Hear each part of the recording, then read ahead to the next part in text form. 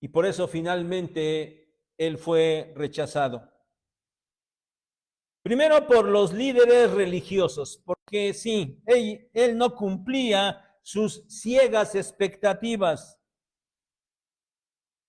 Y a pesar de que había hecho grandes señales y señales grandes en beneficio del pueblo, demostrando que realmente él era el Mesías, bueno, también terminó siendo rechazado por ese pueblo.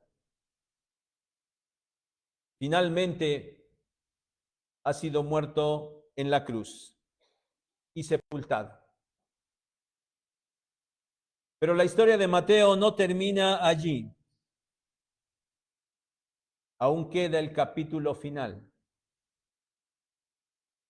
El día de hoy, mis hermanos, vamos a concluir con la predicación que ya durante mucho tiempo les hemos estado presentando de manera total y sistemática del Evangelio de Mateo. Vamos a concluir siguiendo como lo hemos hecho, centrándonos en el propósito primario de Mateo. Él escribe para mostrarle a los judíos que Jesús realmente es el Rey, que Jesús realmente es el Mesías que habían estado esperando. Y vamos a dividir, como generalmente lo hacemos, la predicación en 3 puntos. Y el primero de ellos, versículos 62 al 66 de Mateo 27.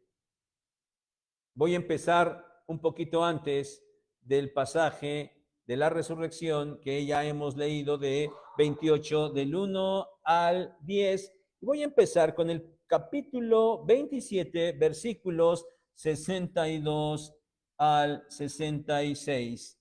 Y el título le he puesto a este punto: los inútiles esfuerzos de los líderes judíos para evitar lo inevitable. Dice el verso 62, al día siguiente, que es después de la preparación, bueno, simplemente era el día sábado, el día de reposo. Ese era, esta frase, el día siguiente, que es después de la preparación, significa simplemente el día sábado, el día de reposo. Se reunieron los principales sacerdotes y los fariseos. ¿Saben? Se mencionan estos dos grupos diferentes, en realidad diferentes, pero eran grupos antagónicos. Antagónicos, no se llevaban, se peleaban todo el tiempo. Los principales sacerdotes era un grupo que estaba formado básicamente por saduceos. Y por otro lado estaban los fariseos. Y saben, sí, eran antagónicos, totalmente antagónicos. Pero para sus fines en contra del Señor, constantemente se habían unido y en esta ocasión no había excepción. La situación lo ameritaba. Otra vez se lograron poner de acuerdo y fueron ante Pilato.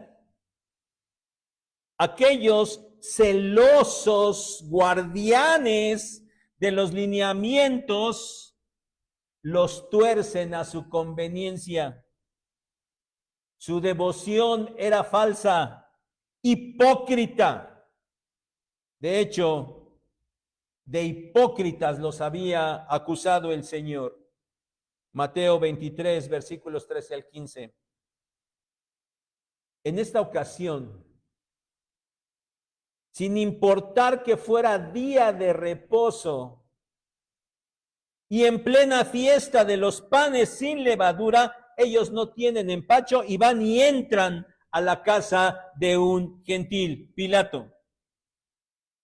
El día anterior, ¿verdad? Ellos se habían abstenido de entrar ahí por no contaminarse y poder tomar la Pascua, pero ahora ya no les preocupaba. Una devoción falsa totalmente hipócrita. Verso 63. Ellos se refieren en primer lugar al Señor Jesús como aquel engañador. ¿Cuántas veces quisieron encontrarlo en alguna falta, en algún engaño, pero nunca pudieron? El Señor siempre los dejó callados. Y sin embargo, lo siguen calificando de engañador. ¿Por qué? Porque él se decía el Mesías, pero no había satisfecho sus expectativas. Es más, ahora estaba muerto y su cuerpo estaba puesto en una tumba. Esas no eran sus expectativas. El Mesías debería ser alguien triunfante, pero él estaba muerto. La muerte y la forma en la que la había padecido definitivamente no cumplían con su concepto de Mesías. Por esto ellos creían que sus pretensiones eran falsas. Solo quería engañar al pueblo. Es evidente que a pesar de su rechazo, le habían puesto mucha atención. Sí, parece que no les importaba, pero claro que estaban muy atentos y estuvieron muy atentos durante esos 3 años de ministerio. Porque ellos en este verso 63 dice, nos acordamos que dijo, después de 3 días resucitaré. Ellos se acordaban. Y saben, hermanos, a mí esto nunca ha dejado de sorprenderme. ¿Cómo es que esos enemigos que no creían en él, sí se acordaban que había dicho que iba a resucitar al 3er día, y los suyos, sus discípulos, se habían olvidado? Eso nunca ha dejado de sorprenderme. Verso 64. Aquellos líderes religiosos fueron ante Pilato con una petición. Manda, pues, que se asegure el sepulcro hasta el 3er día. No sea que vengan sus discípulos de noche y lo hurten y digan al pueblo, resucitó de entre los muertos, y será el postrer error peor que el primero. ¿Creerían aquellos hombres que realmente Jesús iba a resucitar? ¿Lo creerían? Yo me atrevo a decir que no. Pero tenían miedo, mucho miedo. Tenían miedo de que el cuerpo del Señor fuera robado por sus discípulos y entonces dijeran que efectivamente había resucitado. Y consideraban que permitir eso sería un gran error, mayor que el primero. ¿Cuál es el primer error? Bueno, decir que Jesús era el Mesías, el rey que los judíos estaban esperando. Eso para ellos ya había sido un error, permitir que eso se dijera. Pero ellos estaban ahora implicando que si el pueblo escuchaba y creía que aquel hombre resucitaría de los muertos y en realidad lo hiciera, bueno, entonces sus pretensiones mesiánicas serían ciertas. La resurrección sería la prueba irrefutable de su mesianidad. Y ellos, los líderes religiosos, estaban temerosos porque sin duda iban a ser hechos a un lado. Habría consecuencias para ellos, sin duda que sí. Verso 65. Pilato les concede la petición. Me parece a mí que es poco probable que él compartiera el mismo temor. No sé, de acuerdo a lo que nos predicó el viernes, ¿verdad? Con la influencia de su esposa, No lo sabemos, la Escritura no nos dice nada, simplemente que Pilato les concede su petición. Siempre había habido acuerdo entre ellos, ¿se acuerdan? Siempre. Había contubernio ahí entre el Sanedrín, esos líderes religiosos y las autoridades romanas. Bueno, Pilato se los concede, le conviene tenerlos a gusto y en paz. Entonces, verso 66, los líderes religiosos fueron y aseguraron el sepulcro, sellando la piedra y poniendo la guardia, una guardia de soldados romanos. Aquellos hombres, aquellos líderes religiosos siempre rechazaron al Señor y ahora pretenden asegurarse de que de ninguna manera la resurrección pudiera suceder. Aunque en realidad lo que ellos solo querían o pretendían prevenir era alguna acción que hiciera creer que él había resucitado, solo eso.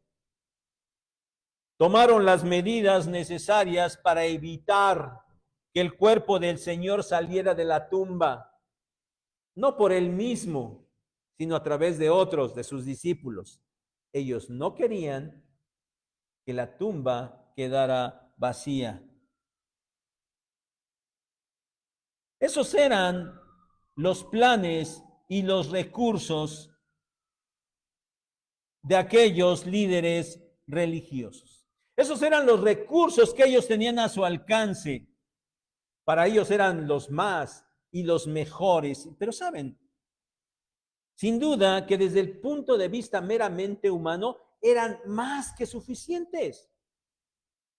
Ya estaba una gran piedra puesta ahí, que era muy difícil de mover, pero todavía ponerle un sello del gobierno para que nadie se atreviera a violar ese sello, y todavía poner una guardia de soldados romanos. Bueno, ya que más podían hacer, realmente era mucho más que suficiente para evitar que los discípulos robaran el cuerpo. Cuán grandes y cuán suficientes parecen los recursos a la vista de los seres humanos. Pero cuán pequeños e insignificantes son esos planes y esos recursos del hombre ante los planes y los recursos de Dios.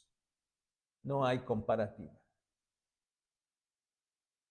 Punto número 2. El hecho que lo demuestra todo. Versículos 1 al 10 de Mateo 28, que leímos hace un momento. Verso 1. Pasó el día de reposo y llegó el primer día de la semana, es decir, el domingo, un domingo como hoy. Y al amanecer, María Magdalena y la otra María vinieron al sepulcro al amanecer del primer día de la semana, y me encontré por allí una expresión que dice así: el amanecer de aquel domingo no solo fue el amanecer de un nuevo día, sino de una nueva era en la historia de la redención. Hermoso pensamiento, y eso era verdad. Aquel amanecer de aquel domingo no solo fue el amanecer de un nuevo día cualquiera, fue el amanecer de una nueva era en la historia de la redención. Versículo 2. Las mujeres habían salido hacia el sepulcro y antes de que llegaran, y bueno, después del desayuno vamos a tener por ahí un segmento en esas pláticas que vamos a tener de esa cronología de los acontecimientos, ¿verdad? Para que nos quede más claro. Entonces no abundo con esto. Pero antes de que las mujeres llegaran al sepulcro, hubo un gran terremoto, porque un ángel del Señor, descendiendo del cielo y llegando, removió la piedra y se sentó sobre ella, esa gran piedra que estaba cubriendo la entrada del sepulcro, esa piedra que estaba inclusive sellada. Bueno, el ángel no le preocupó mucho, ¿eh? A Dios no le preocupó, no le importó el sello del gobierno romano. Mandó a su ángel, descendió, hubo un terremoto y movió la piedra. La piedra de ese sepulcro donde se encontraba el cuerpo del Señor. Versos 3 y 4. El aspecto del ángel era algo extraordinario. Evidentemente era algo sobrenatural, algo que no se ve en la tierra. Fue tal su presencia y lo que él hizo que los guardias, imagínenlo, soldados romanos, hombres rudos, bien entrenados, preparados para enfrentar la guerra y pelear contra los más fieros enemigos. Cuando ellos ven al ángel y ven lo que está pasando, ellos tuvieron miedo y de la impresión se desmayaron. Wow. Aquellos terribles hombres no soportaron y se desmayaron. Versos 5 al 7. Las mujeres no presenciaron la bajada del ángel, la remoción de la piedra y la reacción de los soldados. Cuando ellas llegaron allí al sepulcro, ellas ya encontraron a los soldados desmayados, la piedra removida y al ángel sentado sobre la piedra con ese aspecto glorioso. Yo espero, hermanos, que cada que estamos aquí, cada que domingo de resurrección, que nos reunimos y recordamos esto y estamos leyendo estos pasajes, ustedes se esfuercen realmente por imaginar la escena. No era para nada normal lo que ellas estaban presenciando. No era para nada lo que ellas esperaban encontrar. Su preocupación, por lo que nos narran los otros evangelios, ellas iban de camino y lo único que les preocupaba es, bueno, sí vamos a ir a ungir el cuerpo del Señor, pero ¿quién nos va a remover la piedra para que nosotros podamos entrar al sepulcro y ungir el cuerpo del Señor? Eso es lo que ellas estaban esperando. Pero se encuentran con algo totalmente distinto, inesperado. Y sin duda que su reacción también fue, porque así nos lo dicen los evangelios, ellas también tuvieron miedo. Y por eso el ángel lo primero que les dice, no temáis vosotras. Esto mismo encontramos en muchos pasajes de las Escrituras. Un ángel del Señor es enviado para hablar con algún ser humano común y corriente, y obviamente la impresión es grande y hay miedo. Y por eso casi siempre los ángeles dicen primero esto, no tengas miedo, no tengas miedo. Y esto es lo que el ángel les dice a las mujeres. Y les dice, porque sé que buscáis a Jesús, el que fue crucificado. Es evidente que esas mujeres no recordaban las palabras del Señor de que Él iba a resucitar. Como ya señalé, mejor sus enemigos lo recordaban. Pero ellas, y especialmente los 11, no lo recordaban. Por eso es que ellas iban al sepulcro en busca de un cuerpo muerto. Eso es lo que ellas iban a buscar.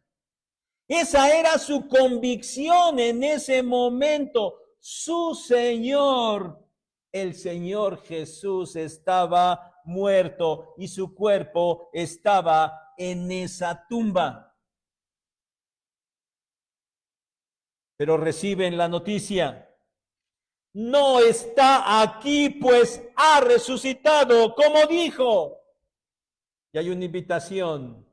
Vengan, vean el lugar donde fue puesto el Señor. ¿Vieron la película de la Pasión de Cristo de Mel Gibson? ¿La vieron? ¿La mayoría la vio? ¿Sí? Bueno. ¿Se recuerdan la última escena? Una escena muy emotiva, ¿no? Sobre todo para nosotros, ¿no? Muy emotiva la escena. La piedra se mueve. Bueno, eso nos hace entender, ¿verdad? La piedra se mueve. La luz del sol entra. Y entonces el Señor se levanta y sale. Qué escena tan emotiva, ¿no es cierta? Tan emocionante. Pero ¿saben? Es una escena falsa. Eso no pasó. Eso no fue así. El ángel removió la piedra no para que el Señor pudiera salir del sepulcro, sino para que las mujeres y sus discípulos y los demás hombres pudieran entrar. Para eso removió la piedra. Y pudieran comprobar que el Señor ya no estaba allí. El Señor no necesitaba que la piedra fuera removida para que Él saliera. Porque en su resurrección, Él ya tenía un cuerpo diferente, un cuerpo glorificado, un cuerpo que ya no estaba limitado al tiempo y espacio como el que tuvo hasta antes de la resurrección. Y en ese cuerpo glorificado Él ya no necesitaba que las cosas estuvieran abiertas. Juan 20:19 nos dice que esa noche Él se presentó en la casa donde estaban sus discípulos reunidos con miedo. Y Juan especifica este detalle, estando las puertas cerradas. El Señor aparecía y desaparecía ya sin las limitaciones de espacio que antes tenía. Él no necesitaba que la piedra se fuera removida para que pudiera salir. De hecho, Él salió antes de eso. Antes de eso Él salió. Y por eso repito, para que quede claro, por si alguien lo estaba entendiendo mal, el ángel movió la piedra no para que el Señor pudiera salir, sino para que los hombres pudieran entrar y darse cuenta que el Señor ya no estaba allí, que la tumba estaba vacía. Y entonces las mujeres reciben una encomienda después de que son calmadas en su temor y son invitadas a entrar y se les da la noticia de que el Señor ha resucitado. Entonces reciben una encomienda: vayan pronto y digan a sus discípulos que ha resucitado de entre los muertos. La tumba estaba vacía. Y la razón por la que se encontraba así era porque el Señor había resucitado.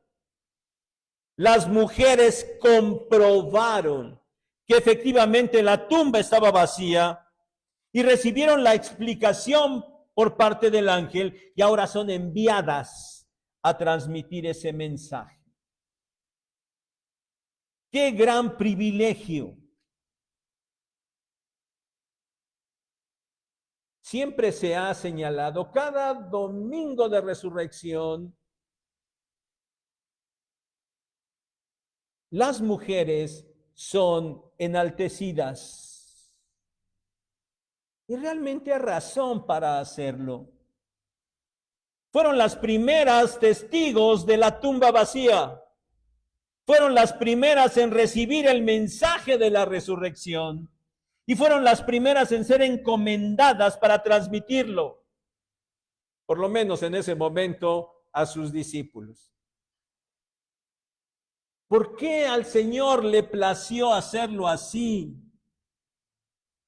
Bueno, no sé si tengo la respuesta correcta, no lo sé.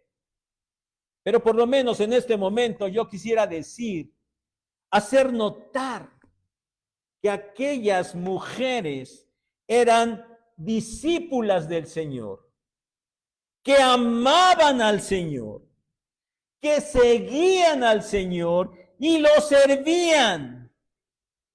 Y en ese amor y en esa devoción, aunque creyendo que estaba muerto en la tumba, ellas quisieron servirlo hasta lo último. Y por eso fueron a la tumba a ungir su cuerpo. ¿Cuántas veces no es falso que los cristianos esperan que haya manifestaciones del Señor, pero no viven de tal manera que demuestren que aman al Señor por sobre todas las cosas, que su devoción total es al Señor? No quiero asegurar que fue por eso que las mujeres recibieron este gran privilegio. Mucho menos quiero decir que los cristianos vayan a recibir grandes privilegios y viven una vida de devoción. Solo menciono que en esta ocasión, en ese momento tan importante, tan glorioso, en esa ocasión, la devoción y el amor de las mujeres por su Señor obtuvo como respuesta un gran privilegio. Versículos 8 y 9. Pero ese privilegio no quedó en esto solamente. Luego de oír lo que el ángel les dijo, dice que saliendo del sepulcro con temor y gran gozo, fueron corriendo a dar las nuevas a sus discípulos. Claro que era algo que debían proclamar y corrieron para hacerlo. Estaban temerosas, sí, tenían miedo, no era para menos. Pero ellas no se desmayaron como los soldados. Pero aparte del temor, también estaban llenas de gozo y por eso estaban ansiosas de compartir la noticia. El Señor había resucitado. Y nos sigue diciendo Mateo, y mientras iban a dar las nuevas a los discípulos, he aquí, Jesús les salió al encuentro diciendo, salve. Y ellas, acercándose, abrazaron sus pies y lo adoraron. Ellas han salido del sepulcro, han visto al ángel, han escuchado la noticia, han visto la tumba vacía y ahora salen corriendo a compartir la noticia. ¿Qué tan convencidas ellas estaban ya de que el Señor efectivamente había resucitado? No lo sé. Pero ahora ellas reciben el refuerzo perfecto, inobjetable. Sí, habían visto la tumba vacía y ahora veían al Señor resucitado. Al Señor mismo lo estaban viendo ahora. Y mis hermanos, este es el cuadro completo de la fe, de la seguridad de la resurrección. La seguridad de la resurrección no se basó ni se basa solamente en la tumba vacía. Lo fue también y lo es también, y sobre todo, porque los que dieron testimonio de ello vieron al Señor resucitado. Y no solamente lo vieron, lo tocaron, hablaron con él y comieron con él. Hoy nosotros, mis hermanos, hemos recibido este testimonio. Testimonio de aquellos que presenciaron estos acontecimientos. Acontecimientos que han quedado registrados en las Escrituras. Cosas que nosotros creemos por fe, sin haberlas visto.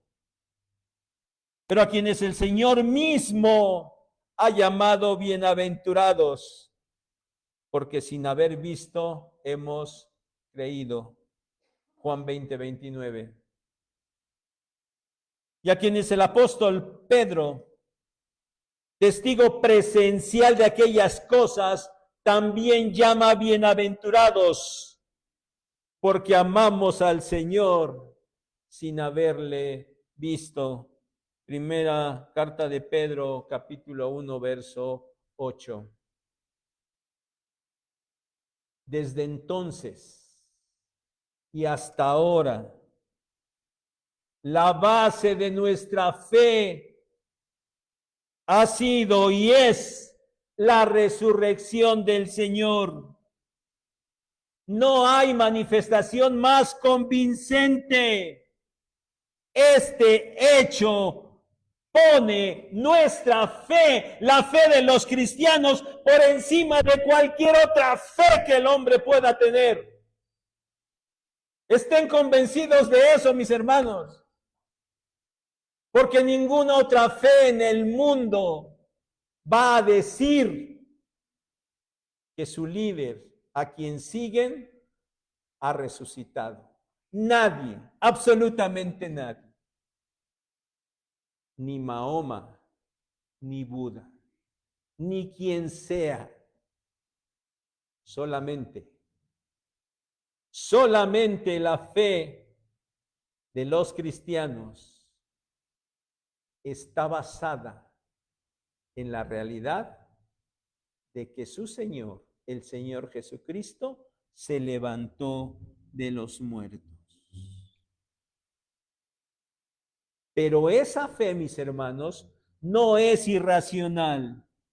La seguridad de la tumba vacía y de las apariciones del Señor tienen una solidez perfectamente razonable. Y esos argumentos, mis hermanos, yo espero que lo recuerden, se los hemos compartido en años anteriores. Obviamente ahorita no hay tiempo, ni es la intención hacerlo. Pero claro que nuestra fe no es una fe irracional. Otra vez, la seguridad de la tumba vacía y las apariciones del Señor tienen una solidez perfectamente razonable. Baste en este momento solo repetir: la base de nuestra fe está en la resurrección del Señor, la cual a su vez está basada en la irrefutable verdad de la tumba vacía y de las apariciones del Señor Jesucristo vivo. Punto número 3. El argumento irrefutable de que Jesús es el Rey Mesías. Y voy a continuar con Mateo 28, ahora de los versículos 11 al 15, y solamente mencionaré rápidamente el verso número 20. Los acontecimientos que acabamos de considerar en los versos 1 al 10, con diferentes detalles, diferentes matices, están registrados en los 4 evangelios, y esta mañana, como cada año, los hemos leído todos. Esos enfoques diferentes dependen del propósito que cada evangelista tenía para los lectores a los que dirigió su escrito. Por esto, lo narrado por Mateo, allí en el capítulo 27, 62 al 66, que ya comentamos, y en este capítulo 28, versos 11 al 15, solo esos hechos solamente se encuentran en el Evangelio de Mateo. En ninguno de los otros tres aparece. Consideremos entonces como tercer punto los versículos 11 al 15. Dando seguimiento a lo que pasó con aquellos guardias que estaban custodiando la tumba. Versículo 11. Mientras las mujeres iban a dar las noticias a sus discípulos, unos de la guardia fueron a la ciudad y dieron aviso a los principales sacerdotes de todas las cosas que habían acontecido. ¿Cuáles eran estas cosas? El terremoto, el ángel, la remoción de la piedra y seguramente que aunque con toda la vergüenza del mundo, también hablaron de su propio desmayo. Pero sobre todo, creo que no estamos errados si decimos que ellos también cuando reaccionaron y vieron la piedra, ya no vieron al ángel y vieron la piedra removida, seguramente que ellos también se metieron al sepulcro. Claro que fueron a verlo y lo habían encontrado vacío. El cuerpo del hombre que había sido crucificado el viernes anterior ya no estaba allí. Sobre todo eso fue lo que esos guardias le fueron a avisar a los principales sacerdotes. Ellos tenían una encomienda: evitar que el cuerpo del Señor fuera sacado y que la tumba quedara vacía. Esa era su encomienda. Y habían fallado. ¿Cómo había sucedido? ¿Qué había sucedido realmente? Ellos no lo podían asegurar. Pero había algo cierto. Esos hombres incrédulos también eran testigos presenciales de la tumba vacía. Versos 12 al 14.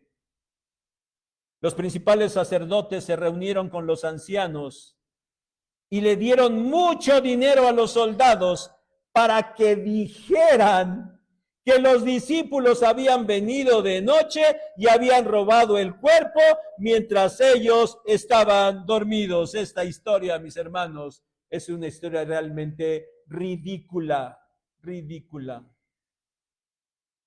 Entre otras cosas, porque los guardias no se podían dormir. Si ellos se dormían, eran castigados con la muerte. Por eso no se podían dormir. Y cuando ellos dijeran, es que vinieron y se lo robaron, estábamos dormidos, ¿saben qué les iba a pasar? Los iban a matar. Se estaban condenando ellos mismos.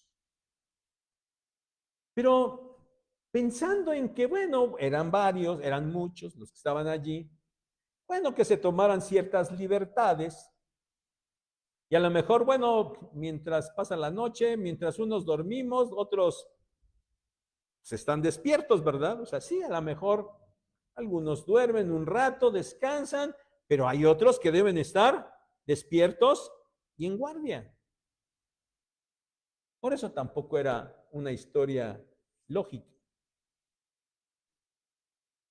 Pero aún así, suponiendo que todos se hubieran dormido, lo razonable era que cuando los discípulos hubieran llegado y hubieran removido o pretendido remover o mover esa gran piedra, pues entonces con ese no iba a ser silencioso el movimiento, ¿verdad?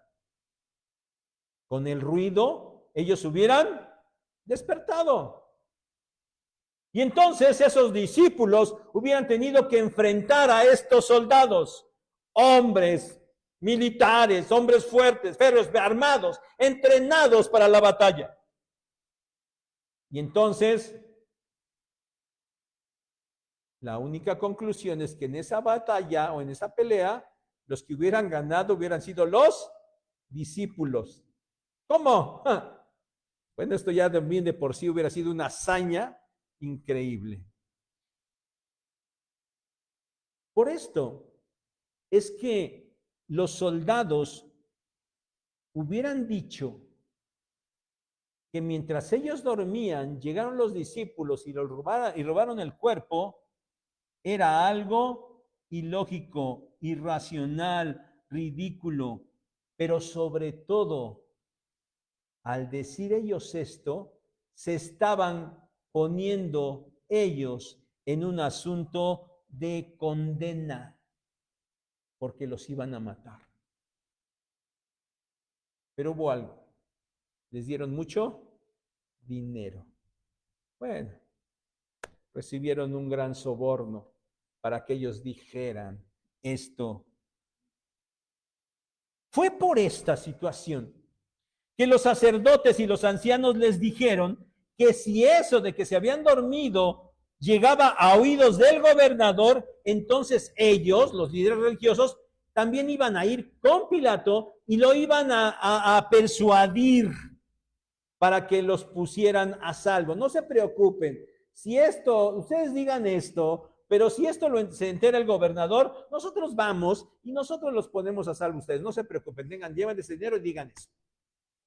Bueno, saben, es probable que tal persuasión al gobernador también fuera otro gran soborno, otra gran cantidad de dinero.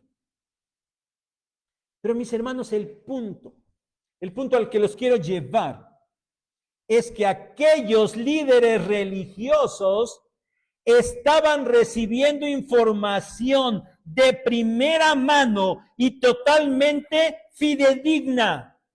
Ellos estaban siendo informados que la tumba estaba vacía y ellos no podían negar tal verdad. Recordaban perfectamente las palabras del Señor, que Él iba a resucitar, pero ellos no quisieron de ninguna manera considerar esa posibilidad. Lo habían rechazado siempre. Ahora habían logrado, según ellos, matarlo. ¿Aceptar ahora que había resucitado? De ninguna manera. Porque esto implicaría aceptar que en realidad Él era el Rey Mesías. Pero no lo iban a hacer. Sus mentes y sus corazones estaban cegados. Ellos no iban a aceptar la verdad de ninguna manera, aunque recibieron ese testimonio y no lo podían negar. Verso 15. Los soldados tomaron el dinero y divulgaron la noticia de que si la tumba estaba vacía, no era porque Jesús hubiera resucitado, sino porque sus discípulos habían robado el cuerpo. Y termina este verso 15 diciendo Mateo, este dicho se ha divulgado entre los judíos hasta el día de hoy.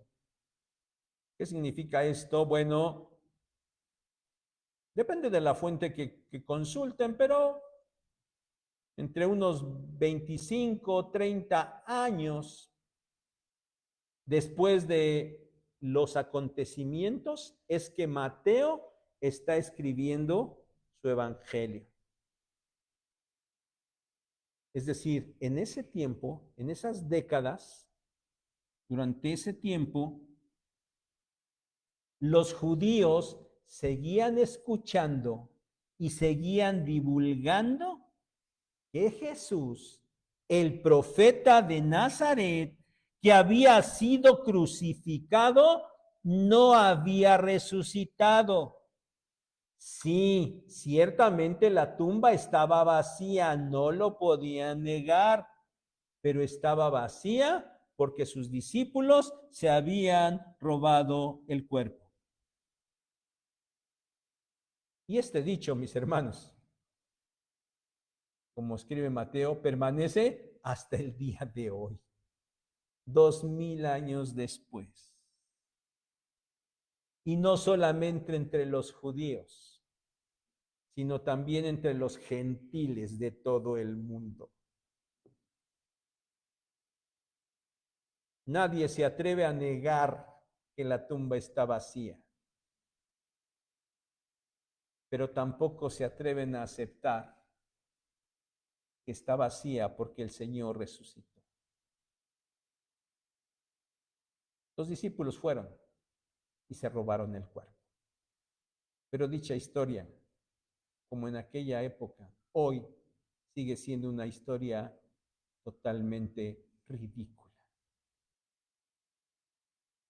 Los judíos, desde aquel tiempo, se han negado a reconocer la resurrección del Señor Jesús, porque la única implicación es que el Señor entonces realmente es el Mesías Rey que ellos estaban esperando, y sus corazones siguen cegados y no lo van a aceptar ni a creer. Fue por eso que la predicación apostólica primaria, que fue dirigida al pueblo judío, estaba basada en la resurrección del Señor como demostración de que Él es el Mesías Rey. En el libro de los Hechos podemos comprobar esto, pero también comprobamos que la resurrección también fue el tema central de la predicación de Pablo a los gentiles. Por eso, mis hermanos, no hay más. No hay más. La resurrección del Señor Jesús es la base de la fe. Y sigue siendo hasta el día de hoy para nosotros la base de nuestra fe.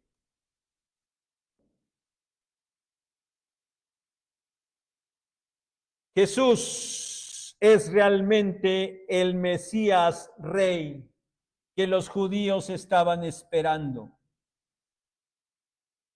Mateo escribió su evangelio dirigido a ellos, a los judíos, y lo hizo para mostrarles y demostrarles que esto es verdad.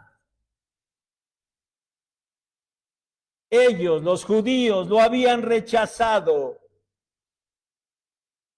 Pero también Mateo escribe que el reino de los cielos no había sido frustrado, porque también les ha escrito y se los predicamos cómo ibas a hacer las cosas. Pues el rey, el Mesías, iba a morir, pero también iba a resucitar, como lo había dicho.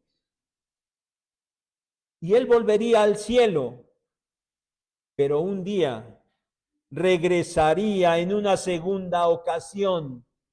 Entonces el reino se manifestaría plenamente. En tanto, el reino tendría ciertas características muy específicas. Y todo eso está contenido en el Evangelio de Mateo. Y yo espero que lo recuerden, porque estamos llegando al final de él. Así es como Mateo llega al final de su escrito, mostrando que el rey Mesías, rechazado y muerto por los suyos, había resucitado. Y les está mostrando con esto que su poder y su grandeza eran mayores de lo que los judíos estaban esperando. Por eso es que Mateo termina presentando al Mesías Rey resucitado y declarando enfáticamente: toda potestad me es dada en el cielo y en la tierra. Y dando una orden: vayan y hagan discípulos a todas las naciones. Jesús es el Mesías, el Señor, el Rey. Pero su reino no es exclusivo de ni para el pueblo judío solamente. Su reino, su soberanía se extiende a todas las naciones. Y por eso manda a todos los suyos a ser discípulos en todo el mundo. Por esa realidad, mis hermanos, nosotros que hemos recibido el testimonio de aquellos 11 primeros, 120, 600, 3,000, 5,000 que han dado testimonio de esta verdad. Por ese testimonio, y el Señor Jesús oró por esto, Juan capítulo 17. Por ese testimonio nosotros estamos hoy aquí. Por esa verdad del Jesús resucita. Esa verdad que transformó a aquellos discípulos temerosos y escondidos. Y lo transformó para salir al mundo y enfrentar al mundo y predicar esa verdad del Jesucristo vivo. A pesar de que ellos mismos sufrieron el martirio, ya no importó. Por esa verdad nosotros estamos hoy aquí. Y por eso Jesucristo es también nuestro Señor y nuestro Rey. Nosotros hemos sido salvos por la fe en Él. Hemos sido salvos por su sacrificio en la cruz y por su resurrección de entre los muertos. La resurrección fue la muestra de su gran poder, la muestra irrefutable de que Él es la verdad y la vida. Por eso, mis hermanos, la resurrección es la base de nuestra fe. Y por eso, sin la cruz y sin la resurrección, nada tiene sentido. Que Él nos bendiga.